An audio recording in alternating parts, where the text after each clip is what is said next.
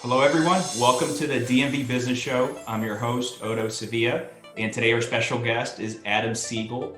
Adam is the CEO and co-founder of Cove, C-O-V-E, Cove. Welcome to the show, Adam. Thank you for joining us. Awesome. Thanks for having me, Otto. Of course. So as I mentioned, I'd like the audience to get to know you a little better personally. Are you from around the DMV area, or where are you from originally? No, I grew up in the Boston area, and I went to undergraduate in Massachusetts, and then but I've lived in DC proper since 20, 2012 this go around, and I was there a little bit before after undergrad. But yeah, love the area and have made it home, and yeah, definitely a proud resident of DMV. Awesome. Okay. But I'm sure you're still a Celtic fan and you're still rooting for all the Boston teams though, right? Yeah, sure, absolutely. But it is fun to see the Wizards have always been fun, although I haven't tracked them much lately. But yeah, no, I'm fortunate that Boston has some great teams. DC has some great teams. They're just not as successful necessarily, but That is true. it's fun to be in a sports market, of course. By the way, Adam, how do you feel about, I know it's old news, but with the Brady move? Oh, yeah, it was, I think Brady proved some interesting things with that move to Tampa and then winning it. So, yeah, I think we miss him for sure. We miss the winning more than anything. But it's pretty awesome to see that he continues to win. I know it's off topic, but were you upset as far as when he left New England? No, I think there's a moment in time where, it makes sense. It seemed to be that not living in the area, it's hard to see what the local take on it is. But I think for the Pats moving forward, it'd be great for them to find kind of a new franchise quarterback. They're still kind of searching for that. Sure. But I think Tom Brady definitely proved that he's a great quarterback, and so we had the benefit of it for, I don't know, almost 20 years, some ridiculous number. So I don't think of anyone, Boston fans and Patriots fans can't complain. Okay. Speaking about the Boston topic and everything, how were you growing up in Boston? What were you into? What were your interests? Yeah, I was pretty sports minded. Played a number of different sports growing up. Obviously, a big Red Sox fan. That's probably my number one thing. And Celtics secondary. As a teenager, I worked at Fenway Park actually selling Cokes up and down the aisle, so that was a lot of fun. But yeah, I think it's a great place. We have the benefit of strong seasons, so it's always fun when you get a lot of snow during the winter, especially as a kid. And I think Boston was had a lot of benefits. DC, it's more temperate in DC, which makes it nicer on an annual basis, but it's also fun being from Boston and being able to have experienced kind of those pretty crazy winters growing up. Was that your first job at Fenway Park? Yeah, you had to be 13 to legally work, and I started when I was 13. So you can only work day games. You couldn't work night games until I think you were 16. But Okay. yeah, so I started as a 13-year-old selling Cokes. Okay. Interesting. And then from there, you said you also went to school in Boston or the Boston area, right? Yeah, Western Mass, Amherst College. So if you're familiar with Massachusetts, take Route 9 out a couple hours, and you hit a great town, Amherst, Mass, and small school with a lot of other New England small schools that are around it. But yeah, had an enjoyable tenure there. What did you major there? I was a political science and Black studies major. Oh, interesting. Okay. Well, what made Yeah. you choose that? I think, I always had an interest in the political spectrum and the political landscape, and they had a major Black studies, which kind of incorporated literature, history, and some other, it's multidisciplinary in that sense, and just gravitated towards it and kind of enjoyed the mashup of the two. So it was double major in those. Well, with poli-sci, definitely the DC area is the place to be. Yeah, no, it definitely is. I'm not politically involved anymore, but except I do vote, as everyone should, if they feel inclined to. But yeah, so it's funny, not funny, but interesting working for a startup in a very political environment like DC. So it's kind of I'm not it's not my day to day, the political side of things, but obviously for a lot of people it is, and it's fun to be around without necessarily being in it. Yeah. So once you finish your undergrad there in Massachusetts, what was next for you? Yeah, I moved to DC, spent couple of years in education consulting and research, and then thereafter went back to school, to business school, and then eventually to public policy school. So I was at Northwestern, Kellogg, their business school, and then Kennedy School, Harvard's public policy school. And and then ultimately moved back to DC and started Cove. Though those are public policy, political science, totally different than when Cove is. Actually, this might be a great time if you can explain to the audience, what is Cove? Yeah, great. So yeah, it is for sure. So, but in the same respect, we always started Cove with a very localized component and very oriented around the communities that they were in. We started by building neighborhood workspaces with this strong technology component, so people could pull it up, see where a different Cove location was, reserve a seat for working. Reserve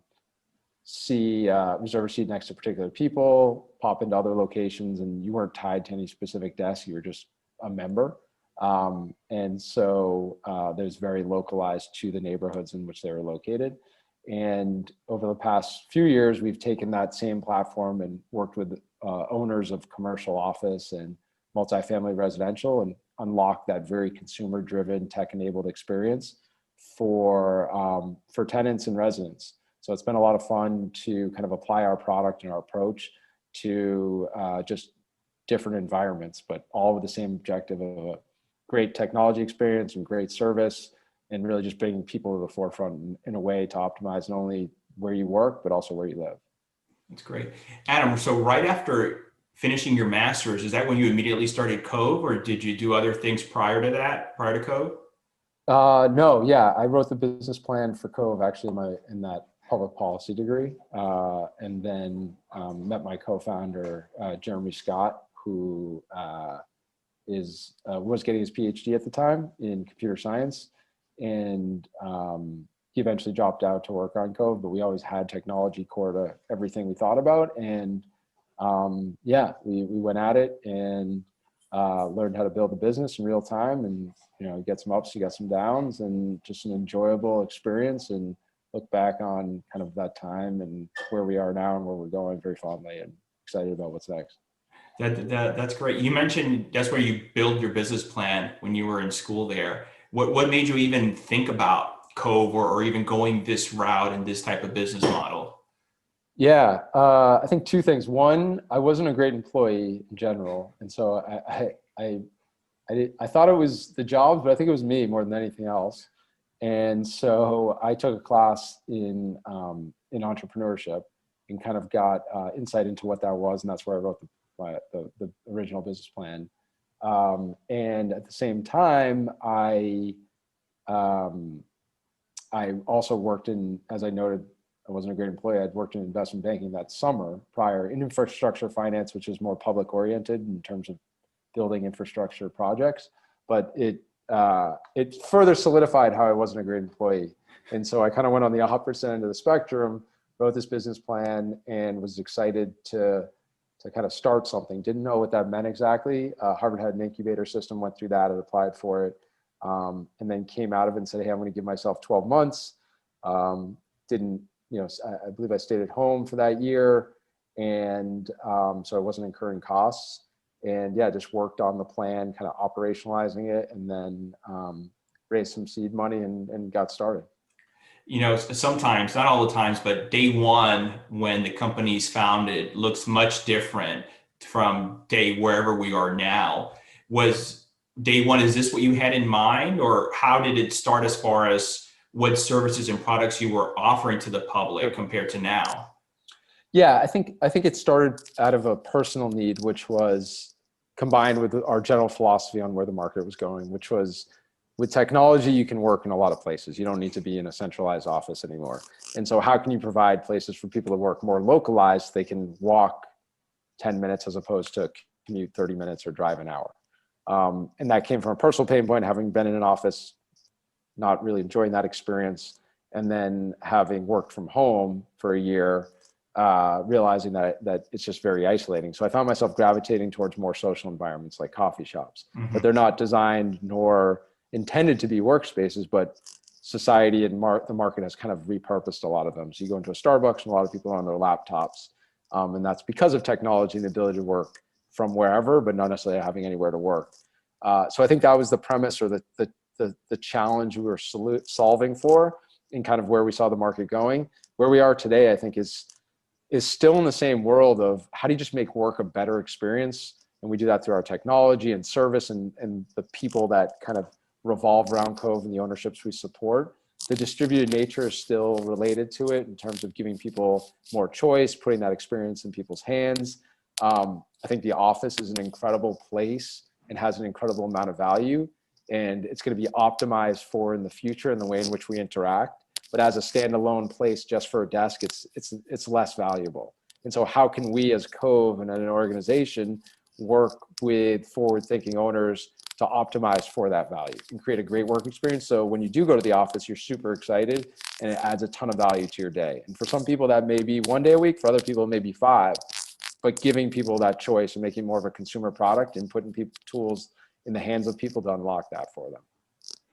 Great. When you started back then, so what was the basic model? Was it, okay, sort of co-working space going into an office building setting, or what was it? How has it, Yeah. I understand. It was retail space. So former restaurants, former gyms, converted into workspaces, and you just walked in off the street essentially.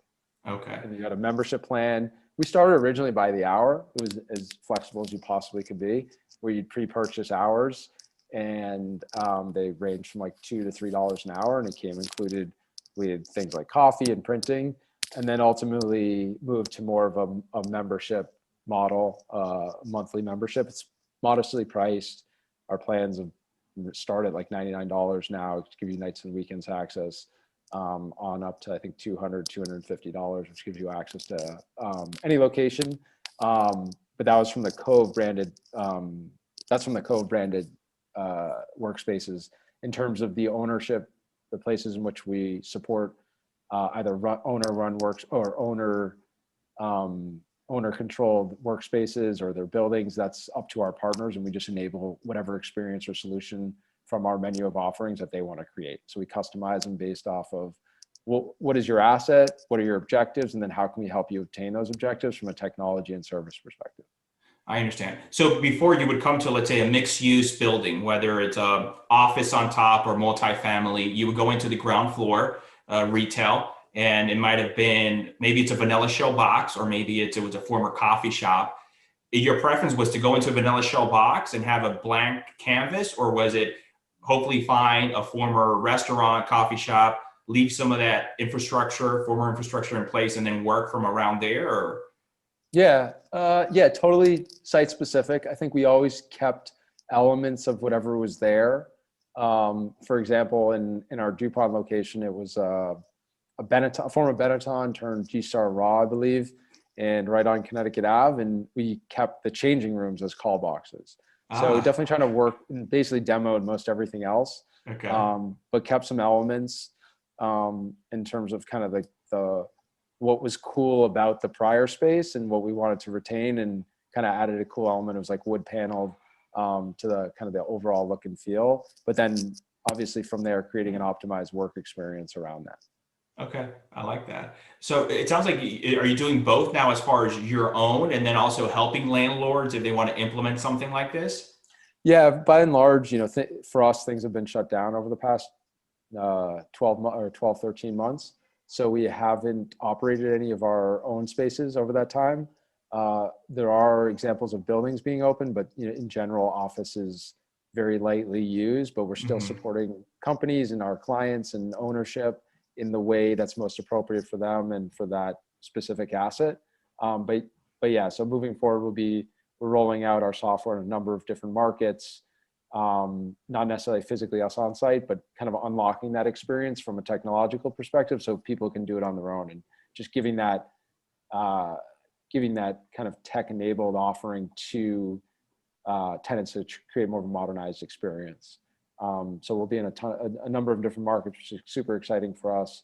But yeah, they're rolling out Q1, Q2, and beyond. So yeah, so it's been a lot of fun for us, in spite of some tough times from a societal perspective and things are being shut down. I think it's going to be interesting when things reopen in a more formalized fashion, and how do you create a better experience around real estate and layering in a layer of technology and kind of giving that data and that access to users before they even get there.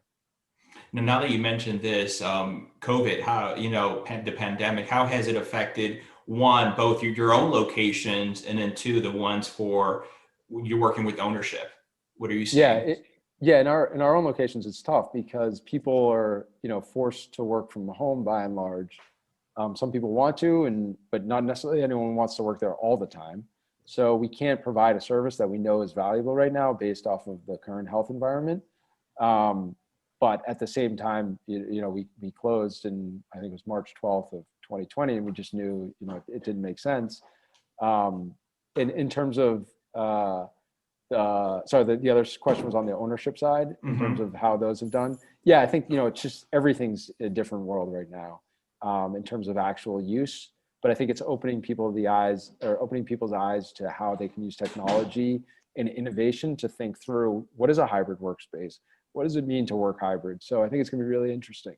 We're at an interesting nexus of workplace and people and technology and office and all of these things kind of getting combined, which when there's such uncertainty, it creates a lot of opportunity for people, especially as people are looking to innovate. And so I think we have a lot of experience and data and understanding of kind of that workflow or that work experience. And so we're super excited about kind of how the future of work is going to be, what it's going to be really for the employee as well, and just a lot of choice and flexibility.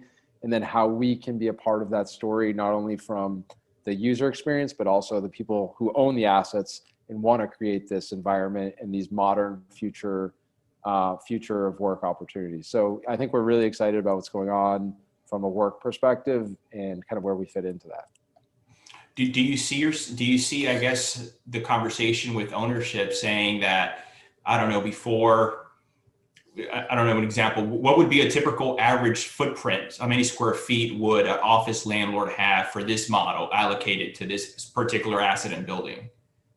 Yeah, I mean, I think our average is, a couple 100,000 square feet is a typical building. And so we'll power the whole building from a technology perspective. And if you want to layer in some of the flex, that's all up to the individual asset and what it can support, and what's the rent roll, and how are you thinking through the building and the offering as it relates to the existing tenancy and kind of how you see it moving forward. So I think there's no clear answer. I think it's really so asset specific, and there's no one size fits all. I think what is clear is the notion of amenities and amenitizing buildings, and how do you leverage common areas to just create a better experience and use technology to overlay that, and then start to think in terms of tenants as users, right? And not just like leaseholders that have a bond and kind of paying you on a monthly basis, but really they're, how can you optimize their experience?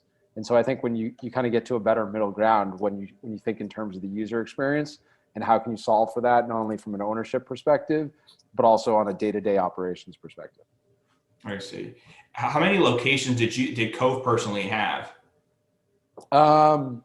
We've had like 20 something in total, I believe. We've opened right prior to pandemic. I think we had 6. So we'd started when we first got started, everything was on a very short-term basis as we were understanding the behaviors, the model, the location. And so we would open, maybe it wasn't quite 20, but we opened locations and then a year later close them if they were too small or too big, or not in the right neighborhood. And the great part, it's kind of how do you innovate in real estate? It's hard, right? You have these fixed assets and you have these leases and this furniture and all these things that make it really challenging. So this was our way of learning in real time and innovating. And so we knew that we'd open a location and we'd try to pop up another one nearby so that our membership would be happy regardless. We were fortunate to have great and loyal members. But if the location didn't optimize for the business or the experience, then we would close it. So we opened a number of locations, and the ones that we had prior to pandemic were all great and kind of like in the vein of what we'd want to see. And yeah, I encourage people to check one out if they kind of want to see when things open up. Not now, unfortunately, but it's kind of it's a fluid way to work and a fluid way to think about kind of your work experience and how do you layer in home, maybe a downtown office, but also a more of a third place, whether it's at a Cove or even a coffee shop or somewhere else. Mm-hmm. Just giving yourself that variety is really important. Were all of these locations, the 20 you had, all in DC metro area? Yeah, we also had 3 in Boston, one prior to pandemic, 2 that we'd closed, one that was a combined with a coffee shop actually, which was cool, where Jeremy, my co-founder, actually written some of the plan for Cove, and then eventually came back and put a Cove in it, which was cool as part of the coffee shop. But yeah, so in Boston, and then otherwise, no, we didn't open our own location in Virginia. In Maryland. We are working with an ownership group, Rubenstein Partners, which is a great partner of ours, and we have a location with them in Rockville, Maryland, 2600 Tower Oaks, and we've worked directly in hand with them and support kind of their vision for creating a great walk-in moment. So it's awesome. You walk in, it's like a coffee shop. We built and power the coffee shop, and just like a great experience. And so we've kind of leveraged a lot of our learnings to how we can apply that to the office environment and finding the right owners that want to think in terms of creating that experience. But yeah, by and large, outside of that, that was all DC and a couple, very few actually in Virginia. So maybe only 1 or 2. Everything else was in DC proper. I see. You mentioned at one point when you were wrapping up, you had about 20 locations and you would close them, open them just to test out and see the demand. How easy or difficult it was to sort of present this concept to owners, to landlords who may not have been used to something like this, especially on a short-term basis? Yeah, it is. I think there's, obviously in real estate, people are looking for longer term lease and to kind of lock to, from an accountability perspective. I think if you're willing to put in a little bit more of your own capital, then it creates a lot more opportunity to shorten lease length. And so on the retail side, we were able to do 1, 2, or 3 year deals, I believe, on a pretty consistent basis. And it's not the ideal structure for ownership, but at the end of the day, if it models out right, then it can work. And it's also a great use of space. It's not heavy on the footprint. It's not like a restaurant, which requires really massive infrastructure change and has lasting impact. So I think generally we worked. We have kind of we had a kind of a good model for that. And I think it's very applicable moving forward, especially as people are going to be thinking about more localized work. That's true, because I come across that with many landlords. For example, I'm working right now at a retail space, and I'm working with an event space, and they have multiple locations. This will be another one, and looking to just test out the market, wants to do a 1 year as is deal for retail. And ownership was open to it, which is not your typical retail deal, as typical average 5 years, 10 plus. Sure. But then now the tenant has to think about just my sign alone is going to be a couple $1,000s. And, if I need to retrofit the space. So just for a 1 year lease, it may some retailers, not retailers, some businesses may be willing just to test out the model and see if it's going to work or not there. Yeah, there's a lot. It's true. It becomes costly. We did a lot of sweat work. So we do a lot of our own construction in the beginning, or at least like upgrades. Some awesome, Robbie Goldsberry was our first employee. We'd get in and really dig in on it. But yeah, it's definitely a lot of effort and more costly relative to if you do a 10-year, longer term lease, and you have a lot more money to play with from that perspective. So it's this notion of how do you bootstrap effectively, but still get the right product? So you get enough of a test to see if this is right, and how can you iterate on it to make it feel better? But it's hard in real estate, and that's a lot of time. That 1 year, do that 1 year deal like you're describing can take a lot of effort from the company, right? And it can create a lot of value, but also be oh wow, what just happened? At the end of the year, if it didn't work or didn't get the outcomes you want, hopefully you learned enough that you can replicate in the next one. But yeah, it takes a certain, I think, mentality and willingness to be like, yeah, that didn't work great, but we learned enough to then go do the next one. Yeah, definitely. Well, what would you say drives you and motivates you, Adam? What drives and motivates me? I'm definitely curious as a person, I think. I love working with our team and kind of the curiosity that I see in others as well. And so how can I be a part of that and be as best of a support in general in terms of people exploring not only their interests, but they're exploring how they can apply that to what we're doing at Cove. So yeah, I think what motivates me is just every day having a singular focus around what we're doing and kind of the people we work with and our internal team, and just how do you optimize to have an enjoyable and kind of not necessarily fun, but very like productive. I really like to have a strong focus on productivity from our output perspective and kind of my own day and our team's day. And so if we do that and everyone seems to be engaged and enjoying themselves, it feels like a pretty good day. You mentioned your team just now. Is most of your team remotely, or Yeah, now how's the setup? most everyone's remote right now, except for a couple of locations that we're operating. We have Okay. gone closed or open from on the ownership side.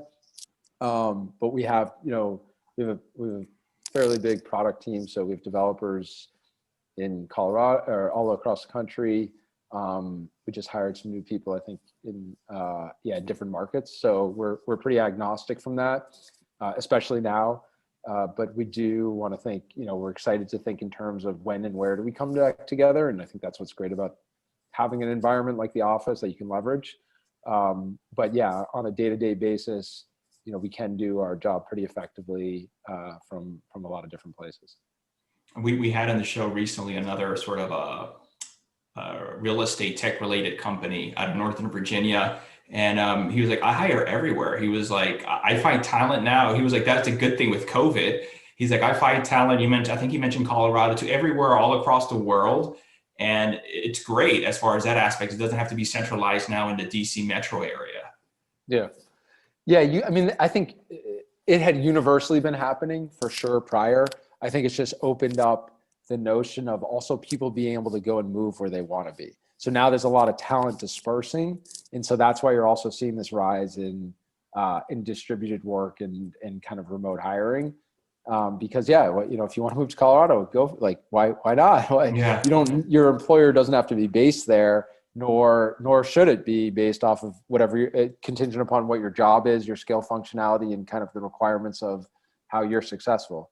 So I think it's a very freeing and exciting perspective, similar to what you described from the last interview, which is, like the assumption and the hope is that both the employer and the employee are happier, which is a win for everyone.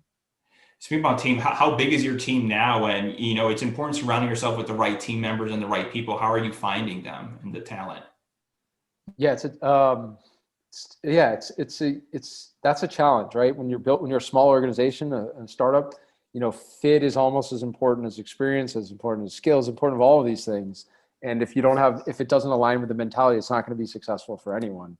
And they're just not going to be happy, and the organization's not going to be happy. So I think we spend a lot of time on that. We do normal channels online, but we do spend a lot of time interviewing and going through that process to really understand not only the competency level, but also the fit level.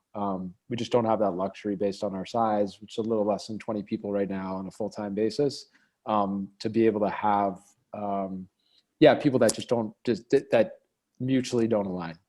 Yeah. Do you have, Adam, any personal habits or traits or anything that you do on a consistent daily basis that you feel it's helped you personally, for you on your own or the business? Yeah, I have a set routine for sure. I'm very schedule oriented in terms of my day. But yeah, it just helps me and kind of organize, but I'll typically get up early, work for a couple hours, and then exercise. And then typically from there, I kind of get my heads down work done, and then it's a lot of meetings during the day. But I think the thing that I typically do every morning is reprioritize what am I supposed to be getting done. So I have a set list of objectives and make sure either I'm crossing those off, but if but making sure I'm also crossing off the right things, right? Because if you just have a list, it doesn't necessarily mesh to what you need to be successful and what the organization needs. So I think the challenge for me is making sure I'm prioritizing not only my day, but how my day fits into what I need to get done for the larger team. Okay, I see. Well, what would you say is your biggest challenge right now at Cove? I would say, yeah, hiring is a challenge for sure. It's always Really? hard to find the right people that align with kind of where we're going, and also kind of assessing and understanding what you need at that moment, right? Because like today is not going to be the same as tomorrow. And it's interesting being on the hiring side. It's like you kind of don't always know exactly what you want until you see it as well. And so that makes it also challenging when you're still trying to define certain roles. But yeah, I think we've been super, super fortunate to have a great team. And like, that's what, as we going back to some earlier conversation, keeps me motivated. But yeah, hiring is a challenge. It takes a lot of time and you don't know if it's going to work out well. So there's a lot of variance and variability in it. And so when you have like this high reward thing with a high risk, it can be a real challenge. Yeah. Now, you folks also raised capital, right? Yeah, we've raised capital over the years from various types of various forms of capital. So how has that been? Because I've come across certain startups or entrepreneurs who have raised capital, and it's almost that's a job within themselves, make sure we have the right runway and time, and also Sure. obviously handling the day-to-day of the business. Sure. Yeah. No. It's about 30% of my day, I would say, is focused in some form on not necessarily in the business, but thinking about how to fund the business or Sure. align on that side. So yeah, no, for sure. That's if that's a route you're going, it's definitely it takes a considerable amount of time, and it can have a high value if you align with the right people and they're offering the right perspective. On the flip side, it can just be an administratively difficult.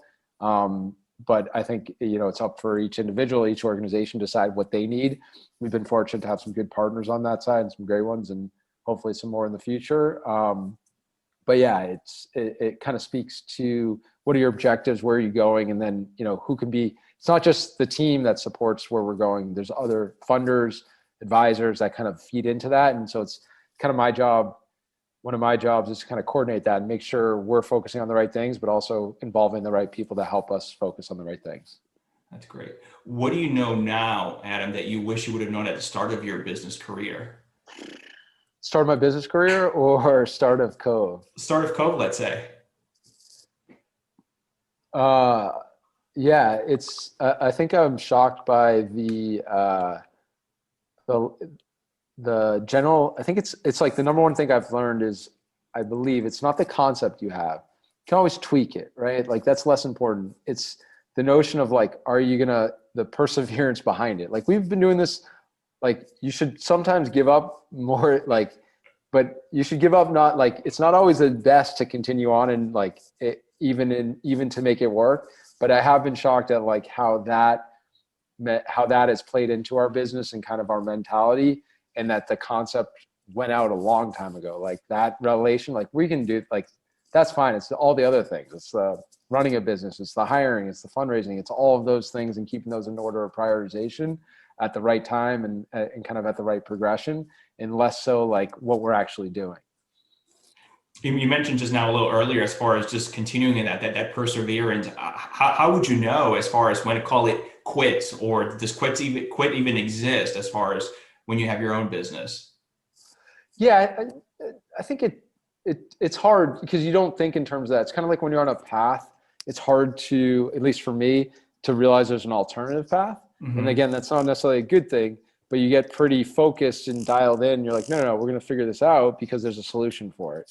But I think that's specific to the, I don't know when the right moment to call it quits is. I think, a lot of people have obviously, it doesn't align for everyone. And, we've definitely had some downs and ups in every which way. So in its entirety, like I wouldn't change this for anything, from everything I've learned and the people I've been fortunate to work alongside. But it is definitely particular and you have to have a certain appetite for that high variance on a day-to-day and monthly basis. What advice would you give someone who just wanted to start off their new business? I would talk to other people that have done it and really understand what motivates them versus the other people, as well as what motivates you to start that business. Is it some sort of financial reward? Is it is it an idea? Is it the collaboration? Whatever it is, like making sure you have a clear rationale, so that you know what keeps you motivated and what keeps you excited, because there's definitely a strong grind component to it. And it's nothing really, some people does, but for the most part on the norm, it doesn't happen overnight. So you gotta keep in the forefront and in the back of your mind, why you're doing it, not just what you're doing. That's true. What would you say is your biggest challenge today with your role at Cove? Evolving with the business. So I think we have, each day has new challenges and new opportunities, and just, going back to that prioritization, where can I be most useful and most effective for our organization, and making sure I'm keeping up not only with my prioritization, but also the skills to support us, right? What I needed when we opened our first location and to do from a day-to-day perspective is very different from now, and also going to be very different from a month from now. But if I'm not doing what I need to be doing, then I'm not living up to my kind of the promise to the team, and kind of my role in supporting, in my role in kind of quarterbacking and driving the organization from an overall operation and growth perspective. Adam, when you hear the word success, what do you think of, or who do you think of? I think of Apple just as a product. I think they've just been successful in every which way they do it and continue to do it. Not always, obviously. There's been ups and downs but it's just a fascinating product that resonates with so many people and in so many different ways. So for me, I think success can be defined in a lot of which ways, but remaining relevant and just like delivering on your promise is so incredible and so hard to find. And now every time, I think Apple has done that, and I continue to buy Apple products, even though they're maybe more expensive than other products, just because they deliver on that promise, and you feel like you have a great experience with it. Yeah. Great experience using it. So I think I would define success as that, or at least that's what comes to mind. That they have done a great job with their branding and marketing, definitely. Yeah, totally. Do you have any mentors that have helped you along the way? And if so, what comes to mind as far as what have you learned from them? Sure. Definitely have had mentors, sought them out, probably should seek them out more. And also not only mentors, but peers, and kind of leaning in on that experience, and kind of going back to, if you're going to start a business, starting with talking to people that have also started a business to understand what motivates them, the ups and downs. I think the things that it's kind of, no one person has all the answers. So it's finding the right people that can help support and kind of unlock certain areas, and kind of how do you piece that together creates kind of an overall important perspective, and in terms of kind of guiding my thought process. But yeah, I think there's incredible people out there, and there's something to learn from everyone, which is awesome. So every conversation I go into, my objective is to learn something and make myself, more informed, whether it's from a user or a partner or just any sort of relationship. So not pinpointing any specific one, but definitely I'm always on the lookout for guidance and support that can help me in my day-to-day. That's good. What does the future look? What's the vision, or the next 5 years look for Cove? Just worried about the next 5 minutes. So I can't give Every you the 5 minutes at a time. Yeah. Yeah. No, I think it's exciting. It's fun. I mean, I think I'm really excited about where we're going. I know I am, and we're building a great product and just a great tech-enabled experience. And yeah, just really connecting the dots on technology and real estate, and bringing people to the forefront. I think the beauty of real estate is that it's very people heavy and people intensive, and that's where the value is. So not only from your colleagues, but the people that operate the buildings and the people you see on a daily basis, that's what we miss, and that's what we want. So I'm excited for us to be a part of that story and use our technology and kind of the service side of our business to bring those things to the forefront. You were mentioned earlier, Adam, in Q1 or Q2, you're going to be rolling out some new things. Yeah. Is that a different type of product or software? No, yes, we're also in multifamily. So we're in commercial. We're rolling out a number of different markets in the multifamily, kind of giving that tech-enabled experience to multifamily residential. and yeah, just excited to kind of learn from our new partners and new clients there and how we can optimize that experience. And also take over some of our learnings from the commercial side, commercial office side, and apply it to the residential world, and then vice versa. So I think it just becomes this notion of live and work, and all of the idea of things being mashed up a little bit more because of our flexibility and technology. So how can we support them both simultaneously? Sure. So in the multifamily area, I guess owners are now dedicating an area, or are you just coming in as far as just bringing in tech with all the different amenities, whether on site or nearby, or what exactly? Yeah, from that perspective, it's putting kind of the day in the experience of the building in the user's hands or in the resident's hands. So if I want to unlock doors, if I want to make amenity reservations, if I need real-time help, register guests, do everything you kind of want to do from a day-to-day perspective, but also be able to communicate from an owner or operator perspective with your residents in real time. So just making it more seamless, the things we kind of expect from consumer-driven products, applying that to real estate in a very real way. So in that scenario, Adam, they're logging into the Cove platform, or I guess, does that asset have their own platform and you're just sort of just managing the back end? Yeah, so we're managing the front and back end, but Okay. it's asset specific, whether you want to be Cove branded or if it wants to be owner branded or asset branded. Really, what's the experience you're trying to create, and how do you want that brand to resonate with the people that come through the doors? Okay. And prior to this, what were landlords doing then? So there's some, there's a lot of pen and paper. There's a lot of more, Wow. yeah, but it's kind of like more systematic and not necessarily bad, just a little bit less efficient.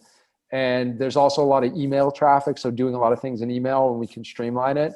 And then there are some technology systems that people have rolled out, relatively recently. We just have a different take, we think, and really bringing people to the forefront and kind of layering that on top of it. But yeah, there's a lot of real estate that is still just hasn't modernized in the ways we think it can and should. And so I think that's what's really exciting for everyone. Yeah. So when you're not busy working on code, what do you like to do in your free time for fun? Free time. Yeah. Does that exist? Yeah. Sometimes we're big beach goers in our family. So we like to go to the beach. And outside of that, generally, I like when given the opportunity, enjoy cooking. It's all a lot of fun, in different environment, and kind of just, experimenting and having a lot of fun around that. So, yeah, nothing too crazy, but, generally just try to create a pretty, variant day that allows for a lot of different things to happen, hopefully. So now that the weather's turning, are you thinking of spending the whole summer or those months somewhere in the beach? Yeah, absolutely. We'd love to. We'll see though.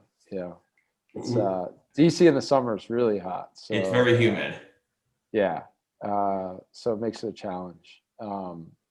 But yeah, I think with there's a lot of issues now, obviously, on travel, and so being careful there, but also be able to take advantage of being able to work from anywhere is very helpful as well.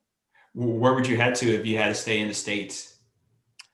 In the States, I think we'd probably go during the summer. You can go anywhere, which is great, because the North, Boston, there's some great beaches around the area. Maine is awesome. Huge fan of Maine. Love the coastline and kind of the way in which it integrates with the rocks.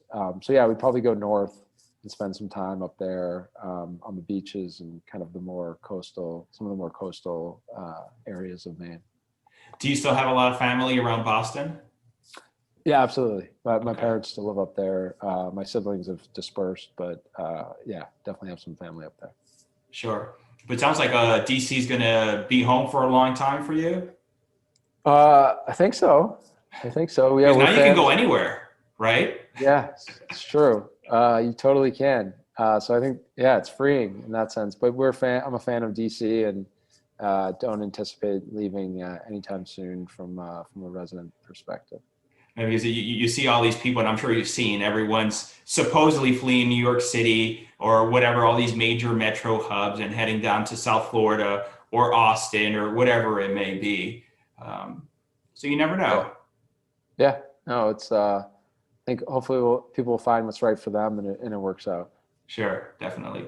So coming to an end here, Adam, where can people, if they want to find out more about you and Cove and what you guys are doing, where can they reach out, or website or anything like that? Yeah, great. Our website is cove.is. So check us out, learn more about our products, kind of our offering, and yeah, we always love feedback or any questions. So reach out to us through there. Awesome. Adam, thank you so much for coming on the show today. I really appreciate it. Awesome. Thanks for having me, Otto. Appreciate it. Of course, my pleasure. Take care. All right, bye-bye now. Bye.